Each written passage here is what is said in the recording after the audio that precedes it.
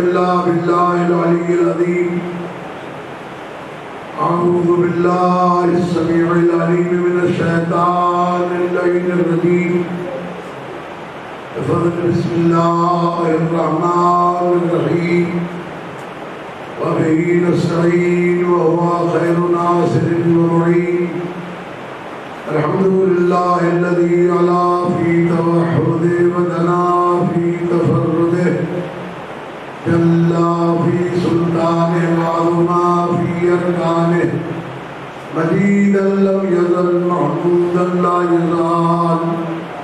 الصلاة والسلام والتحية والإكرام على بعثه الله بالنور المبين والبرهان الجلي والمنهاج الباقي والكتاب الهادي، الخاتم لما سبق والفاتح لمن غلق، المعلن الحق بالحق، سيدنا ومولانا بالقاسم محمد.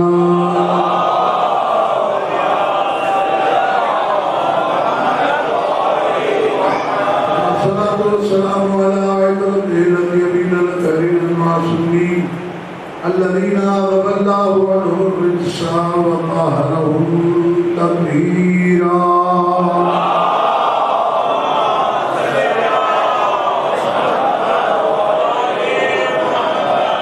اللعنة الدائمة الباقية على أعداء الله وأعدائهم أجمعين من يوم عداوتهم إلى قيام يوم الدين. أما بعد، فقد قال الله سبحانه وتعالى في محكم كتابه الكريم: بسم الله الرحمن الرحيم. الله ولي الذين آمنوا يخرجهم من الظلمات إلى النور. صدق الله العظيم.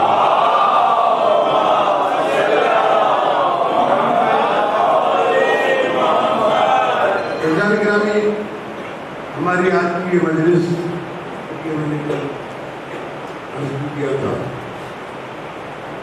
کہ معرفت ولایت کے عنوان سے ہوگی. 9 مجلسیں ہم نے معرفت امام کے عنوان سے پڑھی ہے، کیونکہ ابھی موضوع نامکمل ہے، لیکن انشاءاللہ پھر زندگی رہی اور آپ کے سامنے آتا رہتا ہوں انشاءاللہ.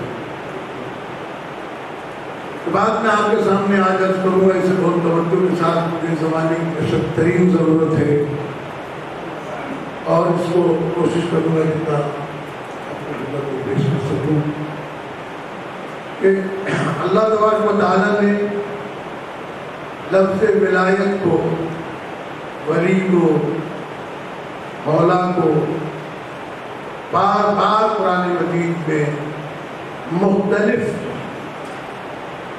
انداز سے، مختلف بیان سے قرآن مجید کے اندر رکھا ہے تاکہ اس موضوع کو اچھی طریقے سے سمجھا جا سکے. لفظ ہے اور یہ عربی زبان میں پہلے بھی عرض کر چکا ہوں اور آپ حضرات جانتے ہیں ماشاءاللہ سے پڑھے لکھے لوگ ہیں کہ ولایت جو ہے اس کے بارے میں بہت کچھ بیان کیا گیا ہے. اس میں ایک بات عرض کر دوں کہ یہ اتنی نازک زبان ہے کہ اگر زیر کی جگہ زبر اور زبر کی جگہ زیر لگ جائے تو معنی بدل جاتے ہیں. یہاں حرف نہیں بدلے جاتے، یہاں صرف اعراب بدلے جاتے ہیں.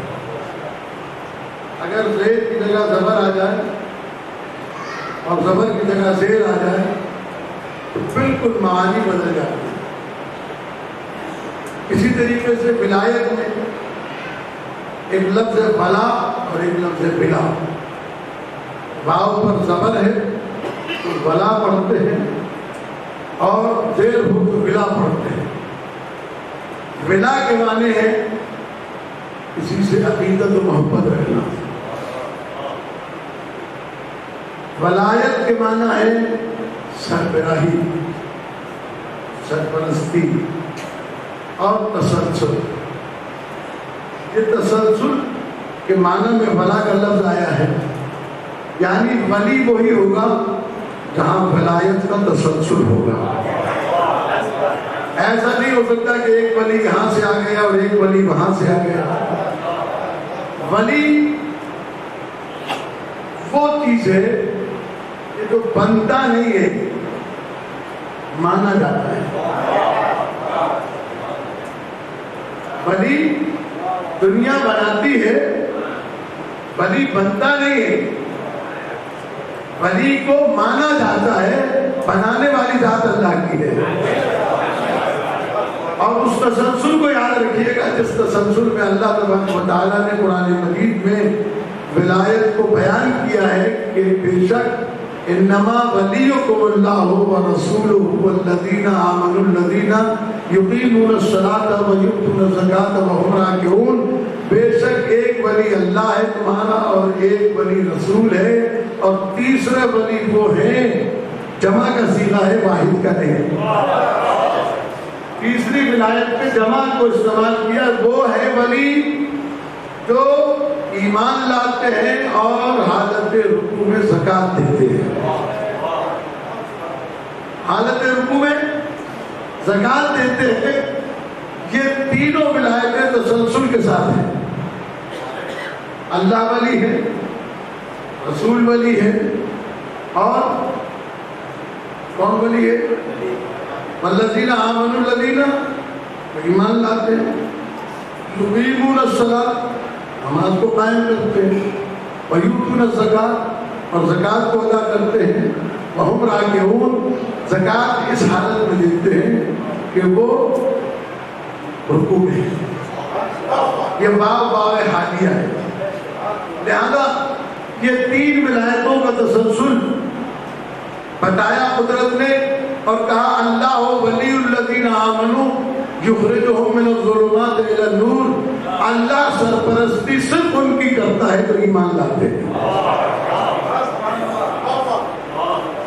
اللہ سرپرستی صرف ان لوگوں کی کرتا ہے جو ایمان لاتے ہیں. اللہ ولی الذین آمنوا، اللہ ان کی سرپرستی کرتا ہے جو ایمان لاتے ہیں. تو آپ کو یاد ہوگا شاید، اور جو نئے افراد ہیں ان کے لیے بات نہیں ہوگی، کہ میں نے 2-3 اشرف پہلے ایک بات عرض کی تھی یہاں پر کہ اللہ نے آمنو کا خطاب ان لوگوں کے لیے کیا ہے جو علی کو اپنا امام مانتے ہیں. اب میں اس آیت کا ترجمہ کر سکتا ہوں کہ اللہ سرپرستی کرتا ہے ان کی جو علی کو اپنا امیر مانتے ہیں.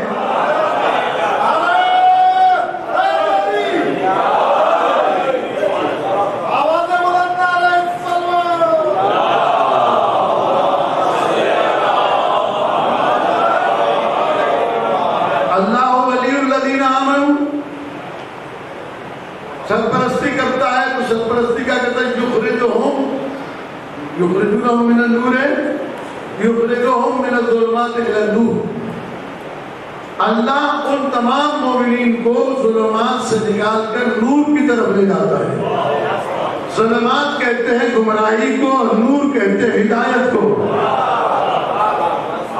ان کو جہالت سے نکال کر علم کی طرف لاتا ہے، ظلمت یعنی گمراہی سے نکال کر ہدایت کی طرف لاتا ہے. تو ہدایت ملتی ہی ان کو ہے جو ایمان لے آئے. ایمان لے آئے اور اللہ ان کے لیے سرپرست ہے.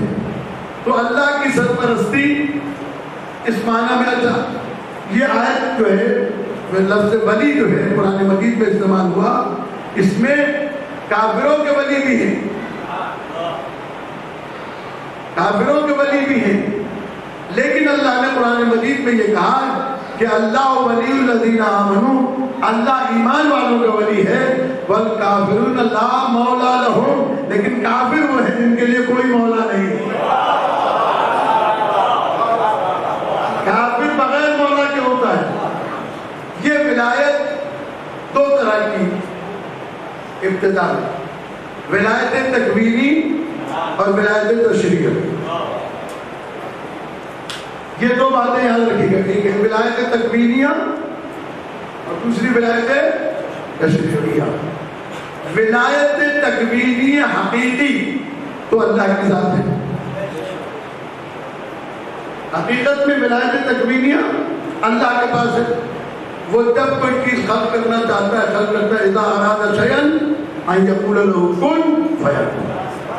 جب وہ کسی چیز کا ارادہ کرتا ہے تو کہتا ہے کن فیکون ہو جاتی ہے. وہ کہتا ہے کن فیکن. اب اس کے زبان تو ہے نہیں, کہتا کیسے؟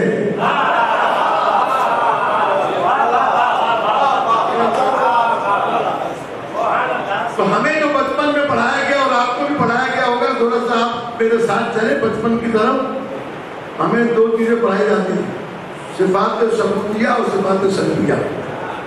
صفات ثبوتیہ وہ صفات جو اللہ میں پائی جاتی ہیں, قدیم ہے, قادر ہے, عالم ہے, مدرک ہے, حی ہے, مرید ہے, متکلم ہے, صادق. یہ صفات ثبوتیہ. تو یہ صفات ثبوتیہ میں ایک چیز ہے متکلم, کہ اللہ کلام کرتا ہے. تو کیسے کلام کرتا ہے؟ وہ یہ یاد رکھیے گا, میں ایک بات آپ کی خدمت میں جو عرض کرنے جا رہا ہوں, سے توجہ رکھیے گا, ذہن ادھر ادھر نہ ہونے پائے, ذرا بنا رکھیے. ولایت اللہ کی ہے. اذا اراد شیئا, جب وہ ارادہ کرتا ہے کسی چیز کا, ان یقول له, تو وہ اسے کہتا ہے کن فیکون, وہ ہو جاتی ہے. کن فیکون, وہ ہو جاتی ہے. تو وہ کن کس زبان سے کہتا ہے؟ تو یہ متکلم کا جو ترجمہ سکھایا گیا تھا ہمیں, وہ ترجمہ یہی کہا گیا تھا کہ وہ جس چیز میں چاہے کلام پیدا کر دے.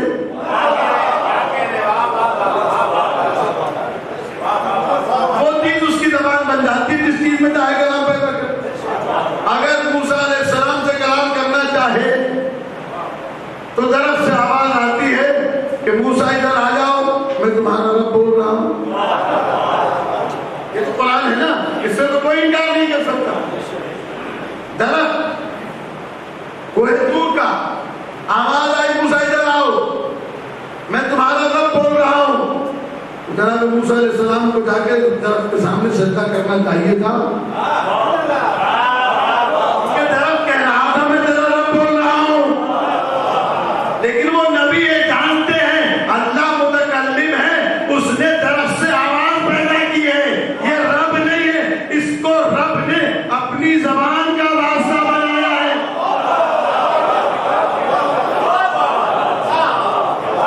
اس کو اللہ نے اپنی زبان کا واسطہ بنایا ہے. چونکہ وہ متکلم ہے, جس چیز سے چاہے کلام پیدا کر دے. تو مجھے تعجب ہے کہ درخت سے آواز آئے تو کہتے ہیں یہ رب کی آواز ہے. تو اگر اللہ موسیٰ سے بات کرنا چاہے تو درخت کو وسیلہ بناتا ہے, جب محمد سے بات کرنا چاہے تو علی کو وسیلہ.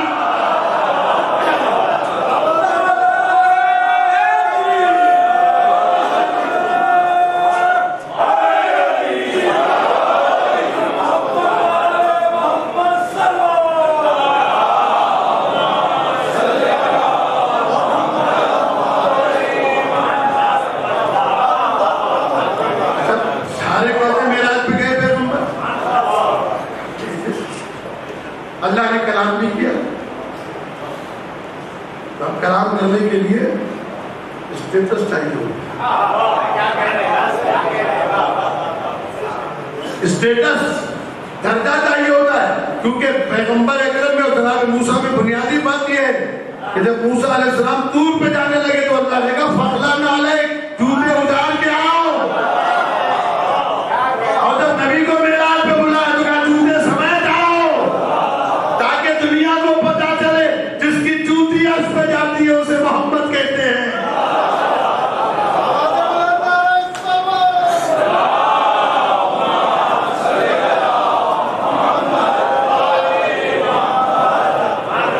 جو دنیا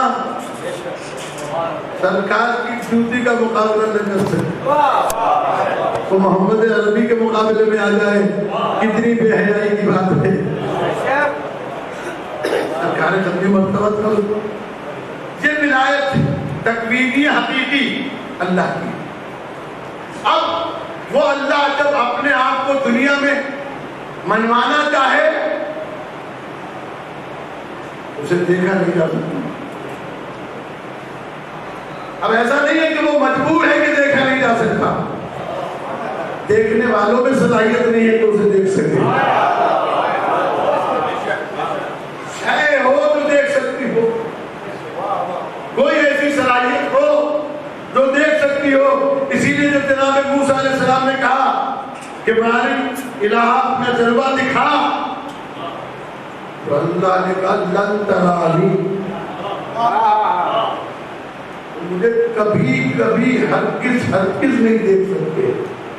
اور جب یہ فعل مضارع پر اس طریقے سے یہ لفظ استعمال ہوتا ہے لن ترانی کا، فعل مضارع پر جب یہ حرف استعمال ہوتا ہے لام نون، تو اس وقت مطلب یہ ہوتا ہے کہ مستقبل میں کبھی بھی نہیں دیکھا جا سکتا. تو نہ اللہ کو دنیا میں دیکھا جا سکتا ہے، نہ آخرت میں دیکھا جا سکتا ہے. نہ دنیا میں دیکھا جا سکتا ہے، نہ آخرت میں دیکھا جا سکتا ہے. تو اب جسے اللہ دیکھنا ہو، جسے اللہ دیکھنا ہو، وہ تجلی برداشت نہ کر سکے تو اللہ کا نور کیسے برداشت کرے گا؟ اور خدا کی قسم کھا کے کہتا ہوں، اللہ نے محمد و آل محمد کو بشری لباس پہنایا اس لیے تھا کہ اگر یہ اصل حالت میں آ جاتے تو دنیا جل کے خاک ہو جاتی.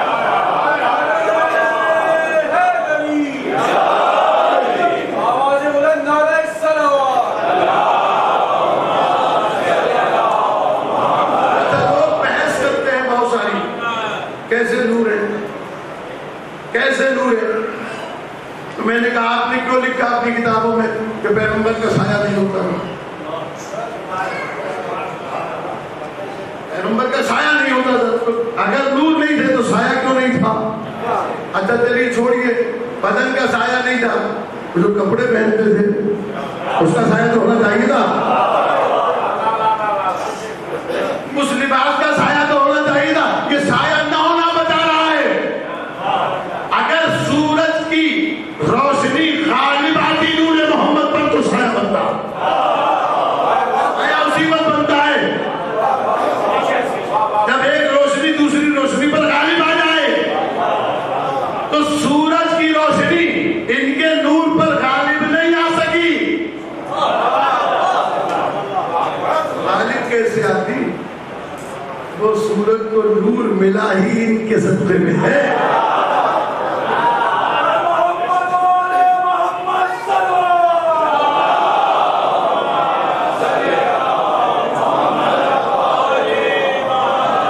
کبھی موقع ملا تو انشاءاللہ اس پر گفتگو ہوگی، کیونکہ ہمارے یہاں بڑے مسائل ہیں. کل میں نے جو عرض کیا تھا نا، مولا کائنات کا خطبہ اسی لیے پڑھا تھا تاکہ آپ کا ذہن بن جائے. یہ اتنے بلند ہیں اپنے رتبے کے اعتبار سے کہ عقل سے ماورا ہے، سمجھنا مشکل کام ہے.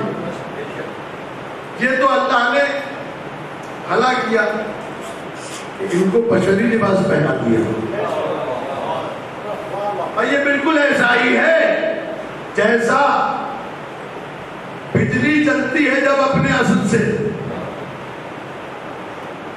نام بجلی بنتی ہے جب وہاں سے بجلی چلتی ہے تو آپ کو ڈائریکٹ نہیں ملتی. اگر ڈائریکٹ ملے تو نہ یہ پنکھے چلے نہ یہ بلب چلے، کوئی چیز نہیں رہے گی. اس کے بیچ میں ایک ٹرانسفارمر رکھا جاتا ہے، یعنی اس کے لوڈ کو کم کیا جاتا ہے. جب یہ 100 220 210 کی پوزیشن میں آ جاتی ہے تو اس وقت یہ آپ کو دیتا ہے کام. پھر آپ چلاتے بلب، پھر آپ چلاتے پنکھے، پھر آپ چلاتے اے سی. تو ڈائریکٹ مل جائے تو کیا ہوگا؟ ڈائریکٹ سے چل نہیں سکتا تو نظام کائنات چل نہیں سکتا تھا اگر اللہ محمد و آل محمد کو براہ راست بھیج دیتا. پہلے اپنے اوپر تصور نہ کرنا، زیارت وارثہ پڑھنا، السلام علیکم یا وارث اعظم صفت اللہ کہنے کے بعد اب آگے چل کے جملہ کہتے ہیں کیا؟ السلام علیکم. کنت نورا فی الاسلاب الشامخہ والارحام المطہرہ. دیکھیں جن لوگوں کی سمجھ میں نہیں آیا انہوں نے، کسی نے نور کا انکار کر دیا، کسی نے اس بات کا انکار کر دیا کہ یہ صلب و رحم میں نہیں آتے. میں نے عرض کیا تھا اور ہمیشہ کرتا رہتا ہوں کہ آل محمد کو آل محمد سے سمجھو، خود میں سمجھنے کی کوشش کرنا وقت گمراہ ہو جاؤ گے. اب یہ جو زیارت وارث کا ہے کہ میں نے پچھلے ساتھ بھی عرض کیا تھا اور میں ہمیشہ عرض کرتا رہتا ہوں مختلف جگہوں کے اوپر کہ زیارت وارثہ حدیث قدسی ہے، یہ کلام پروردگار ہے۔ اشہد انک کنت نورا فی الاصحاب شامخہ، وہاں گواہی دیتے کھڑے ہو کے میں گواہی دیتا ہوں کہ اے حسین تو بلند ترین مقام کے خاندانوں کے صلب میں بھی نور تھا، والارحام المطہرہ اور پاکیزہ ترین ارحام میں بھی تو نور تھا۔ تو بس اپنے آپ کو ان کے ساتھ قیاس نہ کرنا، یہ وہاں بھی نور ہے، یہ یہاں بھی نور ہے۔ یہ پردہ تو اس لیے ڈالا گیا تاکہ تم ان سے ملاقات کر سکو، تم ان سے مل سکو، تم انہیں دیکھ سکو۔ اگر تمہاری صحت میں کوئی اور خرابی ہے میری بات یاد رکھنا، یہ ولایت تکمیلیہ کے حامل لوگ ہیں۔ ساتویں امام موسیٰ کاظم علیہ السلام،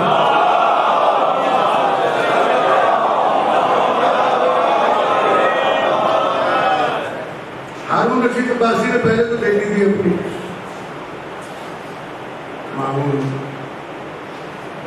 مامون نے اپنی بیٹی نوے امام کو دی۔ میں جو بات بتانے جا رہا ہوں وہ بہت توجہ کے ساتھ سنیے۔ جس مقصد کے لیے بیٹی دی تھی اور بہن دی تھی، وہ جو وہ مقصد پورا نہیں ہوا۔ یہ بیٹیاں کسی حقیقت میں نہیں دی گئی تھی،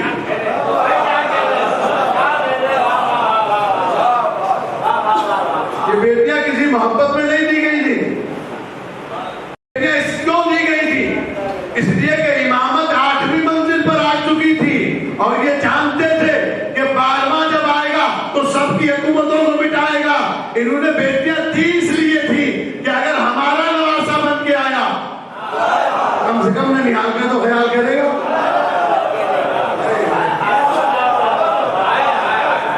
سبا بیٹے مل کے باوار محمد والے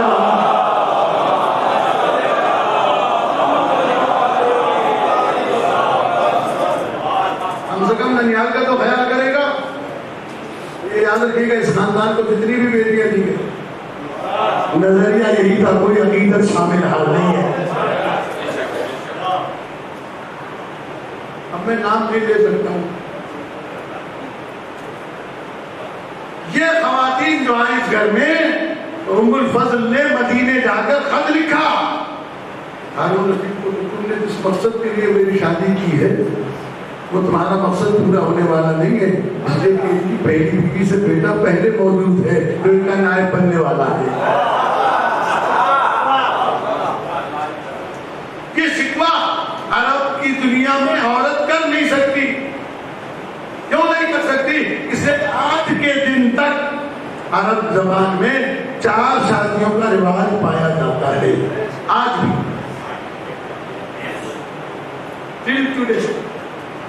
آج کے دن تک اور اب آگے تک بھی تو 4 بیٹیوں 4 شادیوں کا رواج پایا۔ تو جس معاشرے میں 4 شادیوں کا رواج ہو، وہ یہ شکایت کرے کہ ان کے یہاں پہلے سے بھی موجود ہے، تو بتانا چاہتی ہے کہ جس مقصد کے لیے تم نے بھیجا ہے وہ مقصد یہاں سے پورا ہونے والا نہیں۔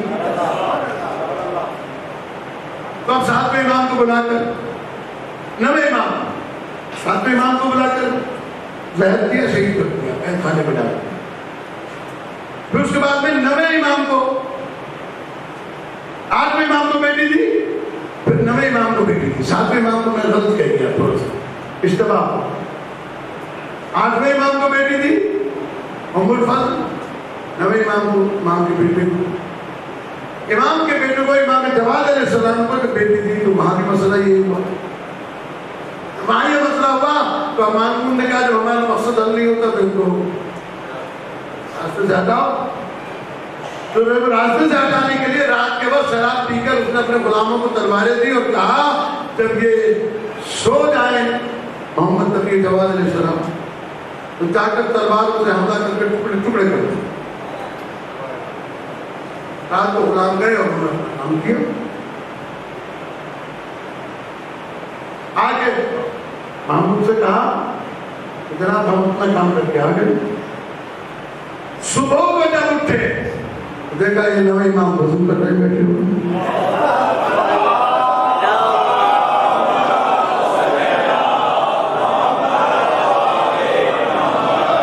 نویں امام وضو کر رہے بیٹھے ہوئے. مامون نے جو دیکھا کہ یہ تو زندہ ہے پریشان ہو گئی, فاری ہو گئی. اپنے غلام سے کہا کہ جاؤ امام سے بہانے سے قمیص مانگو. تو مولا یہ قمیص دے دے اپنی. اگر وہ پوچھے کیوں مانگ رہے تو کہہ رہا میں کفن میں رکھوں گا. کیا امام کے پاس کہہ رہے مولا یہ قمیص دے دے اپنی. کیا کرو گے؟ کہا کفن میں رکھوں گا.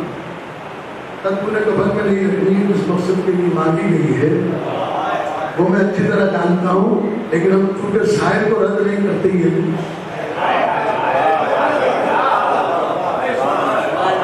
میرے خیال سے اگر آپ حضرات تھوڑا سا میرے ساتھ بڑے پیچھے والے سب خاموش بیٹھے ہوئے ہیں. سلام بھیجنے والا محمد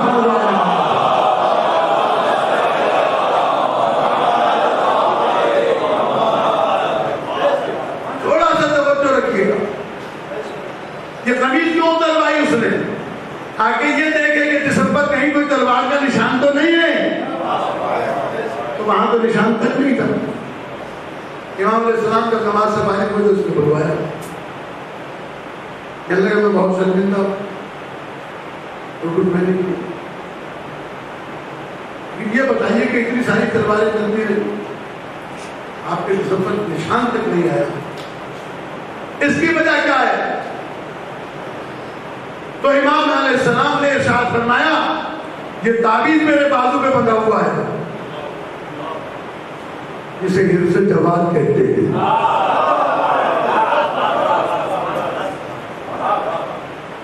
بھئی یہ تعویذ تو بہانہ تھا. تعویذ میں جو حرص جواد کے لفظ ہیں وہ تین ہیں, وہ تین ہیں. مسئلہ بتانا یہ چاہتا ہوں کہ جب تک یہ ارادہ نہ کریں دنیا کی کوئی تلوار ان پر اثر انداز نہیں ہو سکتی, کیونکہ یہ ارادت اللہ ہے.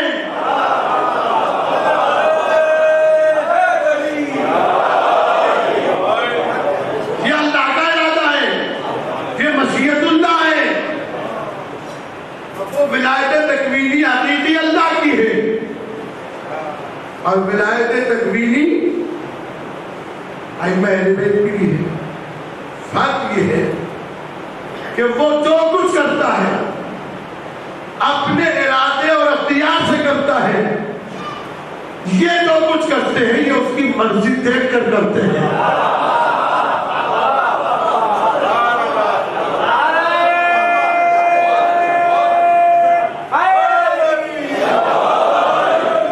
جب اللہ نے انہیں اپنا ارادہ بنا لیا اور اعلان کر دیا کہ یہ میرا ارادہ ہے, جب اللہ نے انہیں اپنی مشیت بنا لیا اور اعلان کر دیا کہ یہ میری مشیت ہے, اور خود انہوں نے کہا نحن ارادت اللہ ونحن مشیت اللہ, ہم اللہ کا ارادہ بھی ہیں ہم اللہ کی مشیت بھی ہیں. اب جب یہ ارادہ کر لیں تو مثال آپ کے سامنے موجود ہے, صرف میں توجہ دلانا چاہتا ہوں کہ اگر یہ ارادت اللہ کی حیثیت سے ارادہ کر لیں اور کوئی زندہ آدمی کو تابوت میں لٹا کے لے آئے کہے کہ یہ مر گیا ہے, اس کی نماز جنازہ پڑھا دیجئے, امام نے کہا 3 بار کہا لے جاؤ کسی اور سے پڑھو. ہر مرحوم کی وصیت یہ تھی کہ نہیں پڑھے. تو جب بات 3 دفعہ کہنی اور وہ لوگ مصر تھے کہ اپنے اسلام پڑھائیں, تو اب ارادت اللہ نے جب تکبیر کہی یہ کہہ کے تکبیر پڑھی کہ میں اس میت پر جنازہ پڑھ رہا ہوں, تو اب یہ زندہ رہ نہیں سکتا.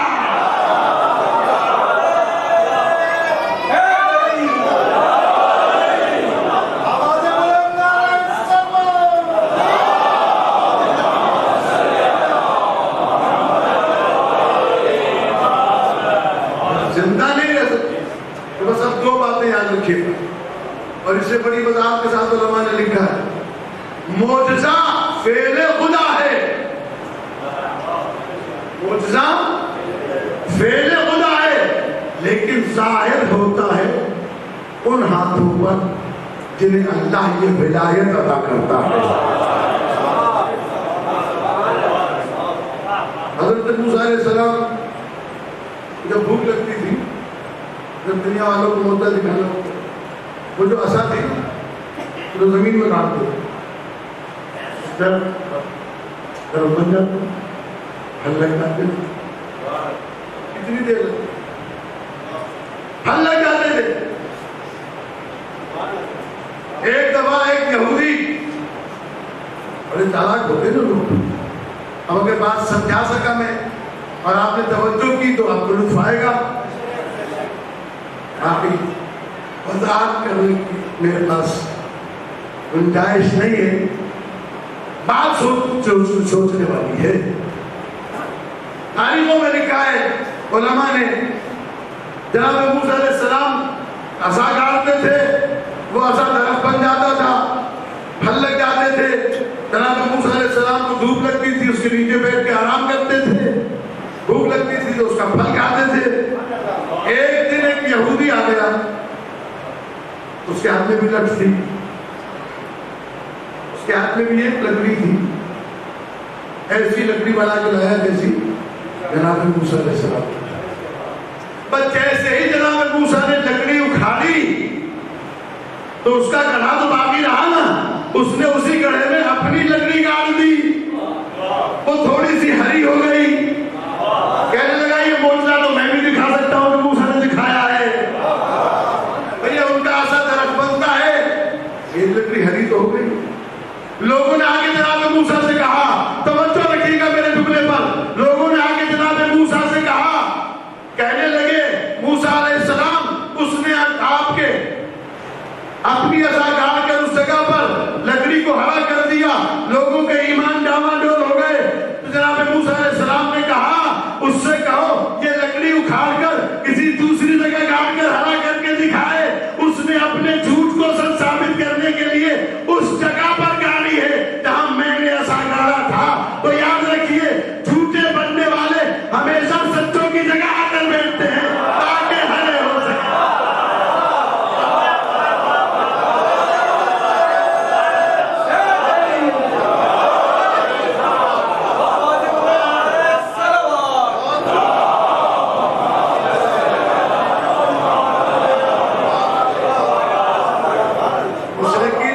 بنائے تھے انہیں کہاں لے کے رکھا کعبے کے باہر، کعبے کے چاروں پر۔ ان سے کہا بھائی خود اپنے لے جاؤ، کہا کہ اپنے جگہ رکھو، کہاں ہے؟ کہا اگر انہیں ہم کہا کے لے جائیں گے اللہ کون مانے گا؟ معلومات جھوٹوں کو سچوں کی جگہ بٹھایا جاتا ہے تاکہ کوئی ماننے والا ہو جائے۔ اور اب میں اس سے زیادہ عرض کرنا نہیں چاہتا، بس ولایت تکوینیہ جو اللہ نے عطا کی ہے انبیاء اور سلیم کو، اس کی بنیادی وجہ یہ ہے تاکہ میں پہچانا جاؤں۔ جب میرا بندہ یہ کر سکتا ہے، اللہ سے جناب ابراہیم علیہ السلام نے پوچھا تھا یا اللہ کے بارے میں توحید موتا ارنی کیفیت توحید موتا رب ارنی کیفیت توحید موتا، اے اللہ مجھے دکھا کہ تم مردوں کو کیسے زندہ کرے۔ اللہ بھیجے محمد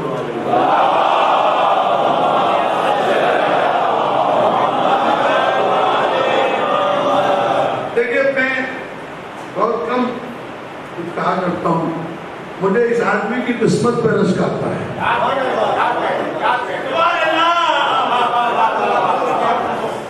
خدا گواہ ہے، کیوں میں نے روایت پڑھی کہ جو 2.5 سال کسی مسجد میں اذان دے اس کی مٹی خراب نہیں ہو سکتی، جس نے کئی سال گزارنے میں 30-35 سال سے تو زیادہ ہو گئے۔ اللہ تبارک و تعالیٰ ایک اسے دے زندگی دے، انہوں نے اپنی قبر کا انتظام ایسا کیا ہے کہ اللہ سب کو نصیب کرے۔ یہ آذان کی فضیلت ہے کہ جو کسی مسجد میں 2.5 سال آذان دے، آنکھوں کی اس آدمی کی قبر خراب نہیں ہوگی۔ وہ اپنی جگہ کے اوپر ہے، فرشتے سنے یا نہ سنے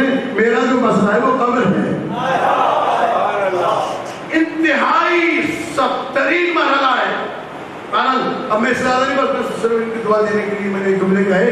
اور یہ بزرگان ماشاءاللہ ہر سال میں جو آتے 12 سال 15 سال مجھے بھی ہو گئے. بارہ میں یاد یہ کر رہا ہوں کہ یہ وہ چیزیں ہیں اللہ تبارک و تعالیٰ کی طرف سے. تو یہ ولایت تکوینی حقیقی اللہ کی تشریعی، پر جب اللہ کو درمیان سے ہٹا دو گے تو مشرک ہو جاؤ گے. اس لیے کہ خود آل محمد علیہ السلام نے فرمایا فَوَّضَ إِلَيْنَا أُمُورَ عِبَادِهِ، اللہ نے تمام بندوں کے امور کو ہمارے حوالے کر دیا.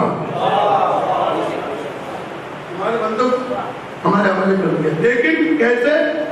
نَحْنُ نَفْعَلُ بِإِذْنِهِ مَا نَشَاءُ، ہم اب اس کے اذن سے جو چاہتے ہیں وہ کرتے ہیں. ہم اس کے اذن سے جو چاہتے ہیں وہ کرتے ہیں. تو مطلب اذن بیچ میں رکھو گے تو مومن رہو گے، اذن نکال دو گے مشرک ہو جاؤ.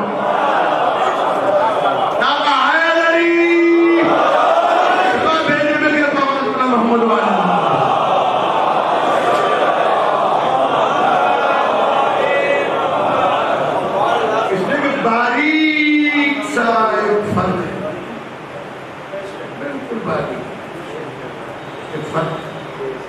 اور یہ فرق رکھنا پڑے گا، اس لیے کہ آل محمد علیہ السلام کی تعلیمات یہی ہے. آپ جب ان کا رتبہ پہچان نہ ہو تو میں آج تھوڑا سا لکھ کے لایا تھا زیارت جامعہ کبیرہ سے 4-5 جملے آپ کی خدمت میں حاضر کرنا چاہتا ہوں. سلوات پڑھتے ہیں.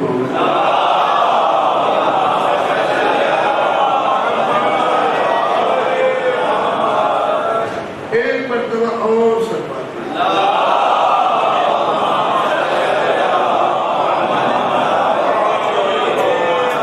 امام علی نبی علیہ السلام سے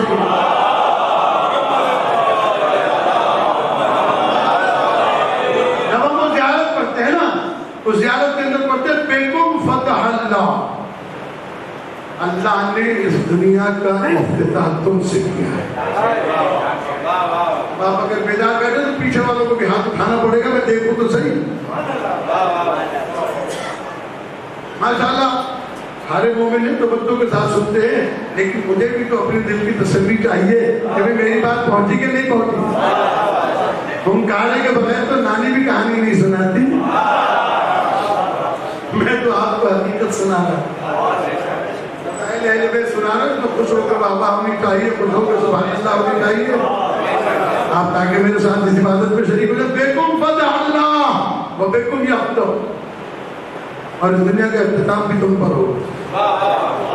یاد ہے نا وہ حدیث پیغمبر کی کہ اگر قیامت کے عالم میں ایک دن بھی باقی رہ گیا جب تک میرا بیٹا نہیں آئے گا قیامت نہیں آ سکتی.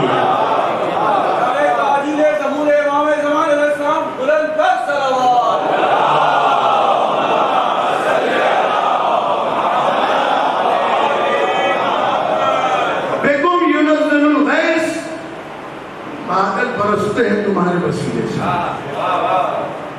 وَبِكُمْ يُمْسِكُ السَّمَاءَ أَن تَقَعَ عَلَى الْأَرْضِ، تمہاری وجہ سے یہ آسمان ٹکا ہوا ہے. اگر تم نہ ہو تو یہ آسمان زمین پر آ پڑے. تو میں یہ شعر دوبارہ پڑھوں، میں نے اس دن بھی پڑھا تھا. ہٹ جائے گا امام جواں زمان، درمیان سے لاکھوں بلائیں ٹوٹ پڑے آسمان سے. نعرہ حیدری، سلام بھیجنے باوال بلا محمد والے محمد.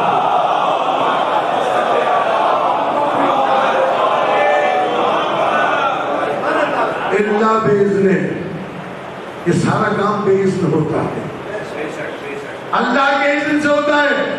آسمان اپنی جگہ رکا ہوا ہے تمہاری وجہ سے، زمین ٹھہری ہوئی ہے تمہاری وجہ سے. اسی لیے کہا گیا کہ حجت خدا زمین پر نہ ہو تو زمین ایک لمحے کے لیے بھی باقی نہیں رہ سکتی. الحجت قبل الخلق ومع الخلق وبعد الخلق، حجت خدا اس کا نام ہے جو مخلوق سے پہلے بھی ہوتی ہے، مخلوق کے ساتھ بھی ہوتی ہے، مخلوق کے بعد بھی ہوتی ہے.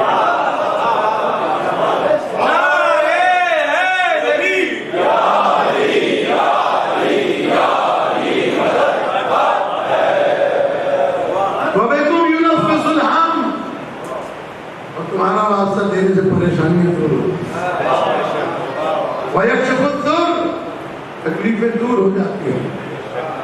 وَعِنْدَكُمْ مَا نَزَلَتْ بِهِ رُسُلُهُ، اللہ نے وہ سب کچھ تو تمہیں عطا کیا ہے جو اپنے رسولوں کو دے کے بھیجا ہے. سب کچھ تمہارے پاس ہے. وَحَبَتَتْ بِهِ مَلَائِكَتُ، اور اسی کی وجہ سے ملائکہ زمین پر نازل ہوتی ہے. وَإِلَىٰ جَدِّكُمْ بُعِثَ الرُّوحُ الْأَمِينُ، اور تمہارے جد کی طرف اللہ نے روح امین کو بھیجا. اور محمد علی محمد صلوات.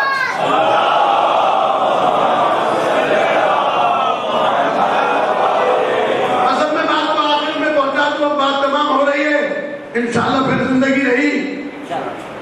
آپ نے ایک حدیث تو سنی ہے بہت مشہور، دوسری کم لوگوں نے سنی ہو. پہلی حدیث یہ کہ جب امام علی رضا علیہ السلام نے شب کو پہنچے،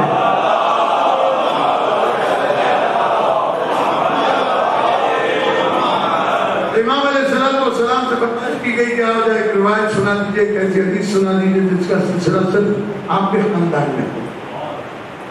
امام نے فرمایا مجھ سے والد نے، ان سب کے والد نے، ان سب کے والد نے، ان سب کے والد نے، انہوں نے رسول خدا سے، انہوں نے جبرائیل سے، اللہ سے سنا. کیا سنا؟ اور یہ واحد حدیث ہے جس کے 20,000 سے 40,000 تک کی روایات ہیں، ایک وقت میں لکھی گئی. 40,000 20,000 قلمدان تھے، لکھی گئی یہ روایت. امام نے فرمایا کلمۃ لا الہ الا اللہ حصنی، اللہ نے کہا کلمہ لا الہ الا اللہ میرا قلعہ ہے. ومن دخل حصنی امن من عذابی، اور تو میرے قلعے میں داخل ہو گیا تو میرے عذاب سے محفوظ ہو گیا، تو میرے عذاب سے محفوظ ہو گیا. اس کے بعد امام نے توقف کیا، تھوڑی دیر خاموشی، ایک لمحے، اب پھر جملہ کہا ولیکن بشرطہا وشروطہا، اس قلعے میں داخلے کے شرائط ہیں اور ان شرائط میں سے ایک شرط میں بھی ہوں.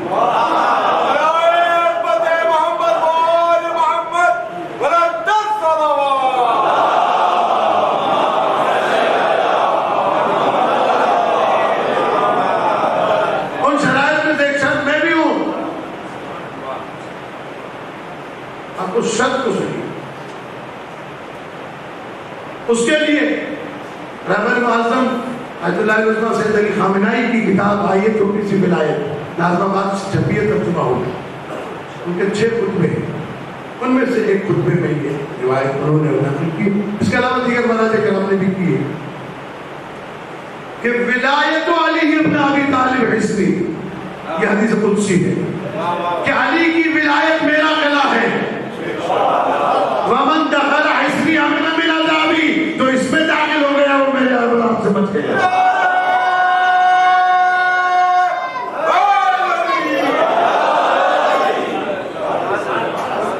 کوئی پوچھنا چاہے کہ وہ قلعہ ہے یا یہ کتنا ہے؟ تو اس ولایت کے 3 دائرے ہیں. سب سے بڑے دائرے کا نام ہے توحید، اس کے بعد والے دائرے کا نام ہے رسالت، اور اس کے تیسرے دائرے کا نام ہے امامت و ولایت. علی تک پہنچنے کے لیے پہلے لا الہ الا اللہ پڑھو. دیکھیں کیونکہ علی کے قریب نجاست نہیں جا سکتی جب تک کلمہ پڑھ کے پاک نہ ہو جاؤ، علی کی ولایت کا اعلان نہیں ہو سکتا.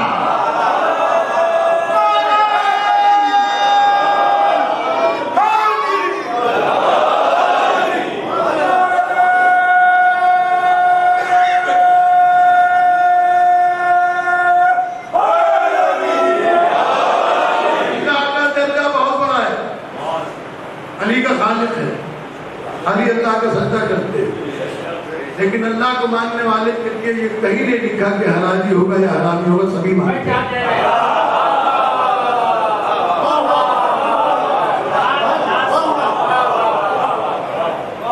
پیغمبر اکرم کا درجہ اتنا بڑا ہے کہ مولا کائنات کہتے ہیں کہ انا عبید من عباد محمد، لیکن کوئی ایک روایت ایسی کہیں نہیں ملتی کی رسالت کو وہ قبول کرے گا جس کی ولادت میں طہارت ہو. لیکن مالائے کائنات کے بارے میں سنی شیعہ سب نے لکھا. تو یہ کیسے ممکن ہے کہ نبی سور علی تک پہنچ جائے؟ لہذا پہلے دائرے میں داخل ہوا توحید کا، دوسرے دائرے میں داخل ہوا رسالت کا، تیسرے میں داخل ہوا ولایت کا، تو تیسرے دائرے میں آ گیا، اب امن میں آ گئے.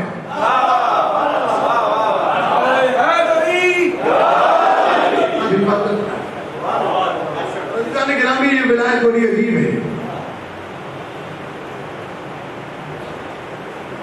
میں نے 4 سال پہلے مدین کے قریب ایک جگہ کھوربا، تقریباً 450-500 آدمی کو کلمہ پڑھایا، مسلمان ہوئے.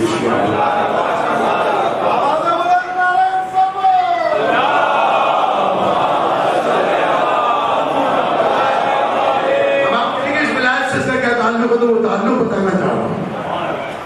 عام طور پر بتاتا نہیں، کہتا نہیں. ان کے پاس بہت سارے لوگ گئے، مسلمان ہو جاؤ، کلمہ پڑھ لو. کہنے لگے کلمہ تو ہمیں پڑھنا ہے، مسلمان بھی ہونا. وہ مزدوری کرنے جایا کرتے تھے ایران میں، یہ گوادر کے رستے سے. کہنے لگے ہمیں کلمہ پڑھانے وہ آئے جیسا معصوم ہے خون کے دربار میں لوگ پہنے پھرتے ہیں. ہمیں وہ لباس والا عالم چاہیے.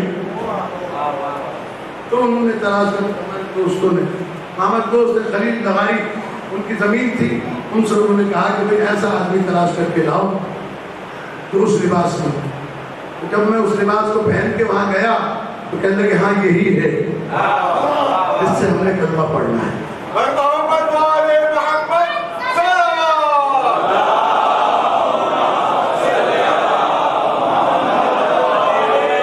وہ ہیں تو مزدور، ہیں تو فقیر، لیکن انہوں نے ایک بات کہی، کہنے لگے ہم مسلمان ہوں گے تو وہ والے مسلمان ہوں گے جہاں علی کی ولایت ہوگی. جہاں علی کی ولایت نہیں، ہمیں وہ اسلام نہیں چاہیے، ہم اس سے بغیر مسلمان ہوئے.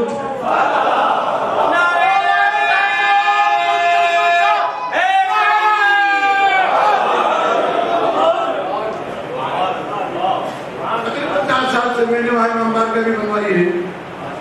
میں نے کیا بنوائی ہے؟ مولانا نے بنوائی ہے اور مومنین نے تعاون کیا ہے. مولانا کا گھر بھی بنایا ہے. اور کبھی موقع ملے نا آپ کو تو جائیں، جیسے آپ پکنک پہ تفریح پہ ادھر ادھر جاتے ہیں، کبھی وہاں جائیں اور ان بچوں سے سنیں جن بچوں نے کبھی زندگی میں اللہ کا نام نہیں لیا تھا. ان سے دعائے امام زمانہ سنیں، ان سے 14 معصومین کے نام سنیں، ان سے مدرسے سنیں، ان سے نوحے سنے. جا کے میں ہر سال وہاں عالم بھیجتا ہوں جو وہاں مجالس پڑھتا ہے، اور وہ بھی مومنین ہیں جو اس سلسلے میں مدد کرتے ہیں. اور میں ایک بات آ گئی ہے، اگر ناگوار خاطر میں گزرے تو عرض کر دوں کہ اندرون سے عزاداری امام حسین علیہ السلام برپا تو ہوتی ہے،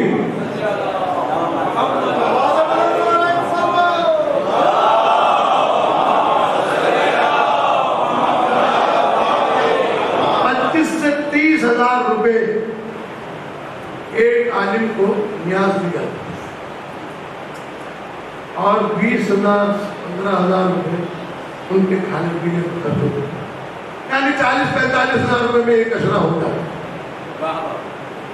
جس سے کم میں کہیں ہو جائے. تو پورے 10 دن ماتمداری بھی ہوتی ہے، عزاداری بھی ہوتی ہے. تو میں کہتا ہوں کہ آپ زیارت پر جاتے ہیں ضرور جائیں، میں زیارت جانے والے کو نہیں روکتا، لیکن جو نہیں جا پا رہا نا وہ ایک سال زیارت کے پیسے اندرون سے عزاداری پہ لگا دے. تو یہ ضمانت میں دیتا ہوں روایات کی روشنی میں کہ اگر آپ نے امام حسین علیہ السلام کی عزاداری کے قیام میں پیسہ خرچ کیا اور آپ زیارتوں پہ نہیں جا سکے تو اللہ آپ کی شکل میں فرشتہ خلق کرے گا جو آپ کی نیابت میں زیارت کرے گا، اور لوگ آگے کہیں گے جناب میں نے آپ کو فلاں جگہ دیکھا، فلاں جگہ دیکھا. شرط یہ ہے کہ مال حلال کا ہونا چاہیے. ہاں میں فضل ربی کی چلے اللہ بھیجے بابا محمد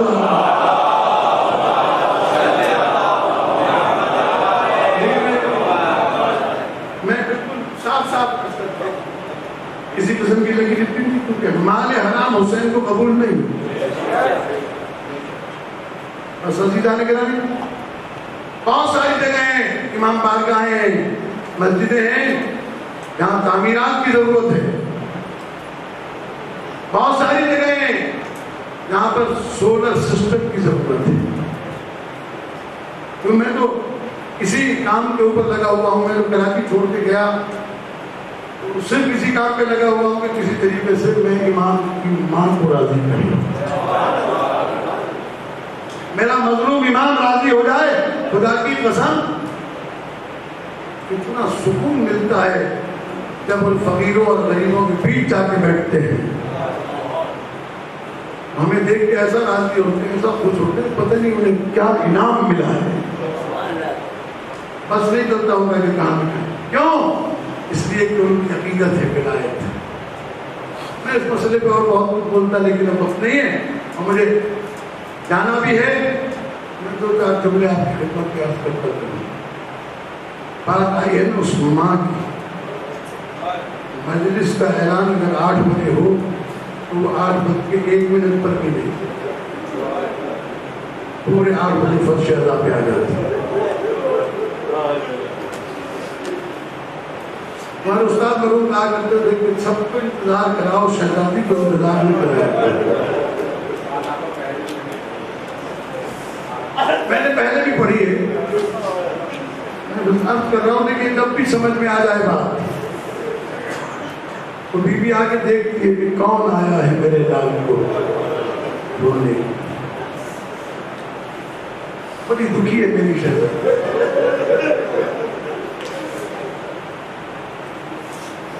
میں 10-12 سال سے اس میں پڑھ رہا ہوں.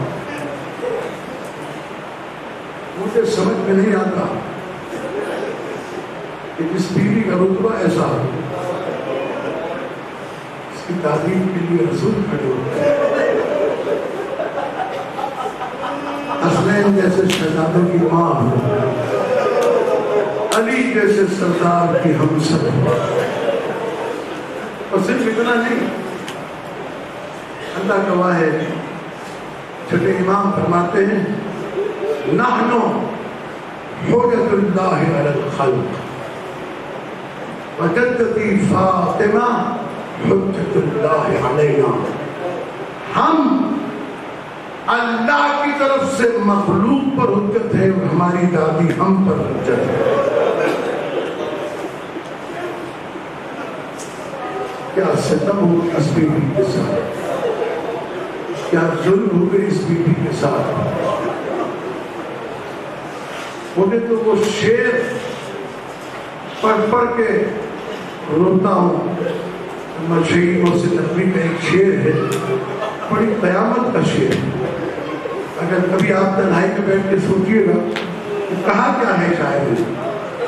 شہید کہتے ہیں کہ اے شہر مدینہ تیری گلیوں میں ابھی تک,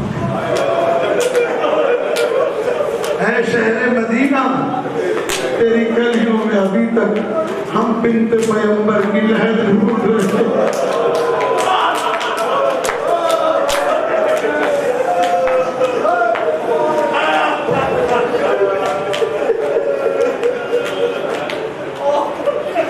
بڑا عظیم مرحلہ ہے. دادارو کہاں کہاں نہیں روئی ہے بیٹی. شب عاشور جب آدھی رات گزر گئی تو جناب سید کبریٰ سلام اللہ علیہ فرماتے فضا جلدی جا میرے بھائی کو بلا. لیکن دل کھول کے روئیے گا. آج میرے عصری کی آخری مجلس ہے.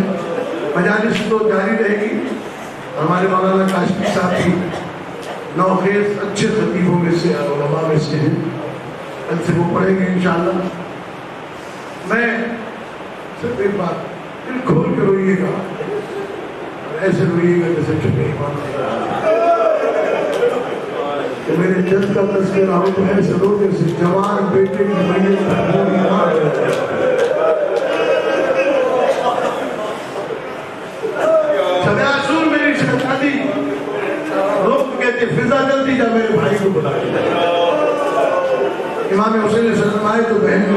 گلے میں بائیں ڈال دیا.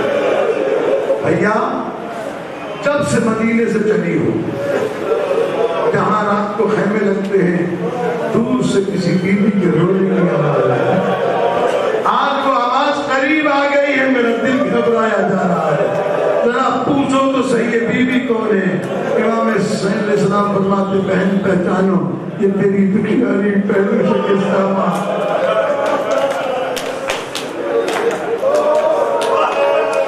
آدھی رات کے بعد جب امام چلے اس میں 2-4 باتیں جلدی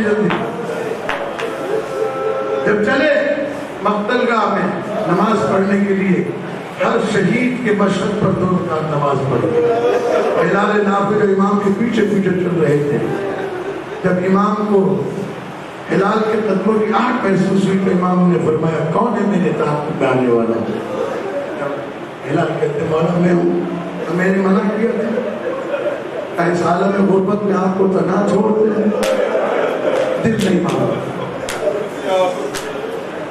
اچھا آئے ہو تو سنو, یہ جو دریا کے کنارے میں نے 2 رکعت نماز پڑھی, یہاں میرے عباس کے بارے میں قرار ہوگا, یہاں میرے علی اکبر کے سینے میں مرچی لگے گی, یہاں میرا قاسم بامال ہوگا, یہاں میرے علی اصغر کے گلے میں تیر لگے گا, یہاں میرا حبیب گرے گا, یہاں زہر زین گرے گی.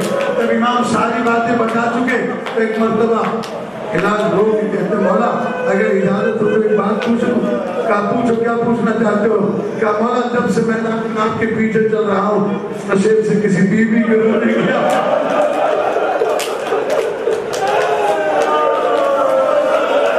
اس نشیب سے کسی بیوی کے رونے کی آواز آتی ہے. امام نے فرمایا میری دکھیاری ماں کی آواز ہے. آگے پڑھی روایات آپ کے سامنے ہیں. جب جناب سکینہ جناب کے سکینہ میں پڑھ چکا ہوں, جناب سکینہ کو گود میں لیے بیٹھی تھی. جناب زینب نے کہا بیوی میں تیرا شکریہ ادا کرتی ہوں کہ تو نے اس بچی پر رحم کیا جس کے بابا کے بعد کسی نے اس پر رحم نہیں کیا. عزادارو چوتھی منزل کہاں شبر ملعون سے یزید ملعون پوچھتا ہے تو نے بتا حسین کو کیسے ترک کیا. کہا میں نے 18 یا 14 ضربوں سے حسین کو ترک. ظالم کہتا ہے کہ حسین کی گردن سخت تھی کہ تیرا خنجر کن تھا. کہنے لگا نہ حسین کی گردن سخت تھی نہ میرا خنجر کن تھا. جب میں حسین کی گردن پر تلوار چلانے کے لیے اٹھاتا تھا کسی نقاب پوش بیوی کے ہاتھ آگے آ جاتے تھے, رو کے کہتی تھی نماز میرا 3 دن کا پیاسا, میں نے تکیہ پیس کر پالا ہے.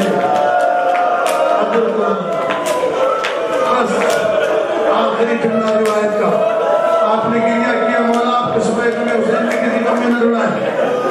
یہ قبولیت کا وقت ہے, اپنی اپنی حاجتیں اللہ کی بارگاہ میں پیش کریں. مولا ان آنسوؤں کا واسطہ بیماروں کو شفا دے, مخلوق کا قرض ادا کر, ہر آدمی اپنی پریشانی. بس آخری روایت جب یہ بیویاں زندان میں آ گئی,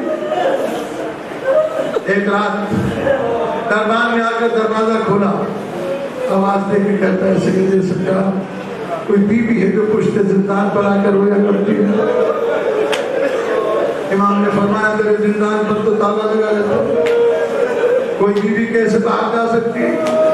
کہا مولا میں نے خود دیکھا ہے روزانہ آتی. امام نے فرمایا جب وہ بیوی آئے تو مجھے بتانا.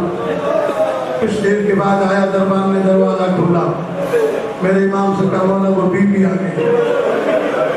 امام سجاد علیہ السلام اپنی ہتھکڑیوں کو سنبھال کر پھوپھی کے پاس آئے. میرے غیرت مند امام نے پھوپھی کے پاس بیٹھ کر کہا پھوپھی اماں کوئی بیوی ہے جو پشت زندان پر آ کر رہے, ذرا چل کے تو پوچھے یہ بیوی کون ہے. عزادار امام آئے, شہزادی کے پیچھے پیچھے چلتے ہوئے دیکھا کہ ایک نقاب پوش بیوی ہے جو در پشت زندان پر دیوار سے ٹیک لگائے بیٹھی ہے. تھوڑی دیر کے بعد کہتی ہے واہ غربتا, واہ مصیبتا,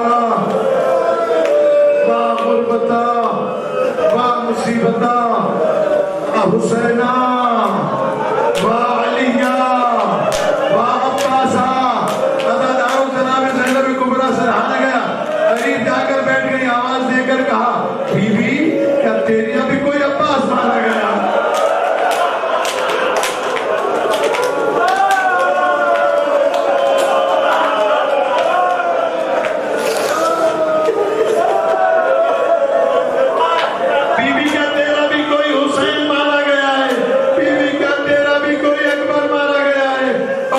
میرے بھائی کو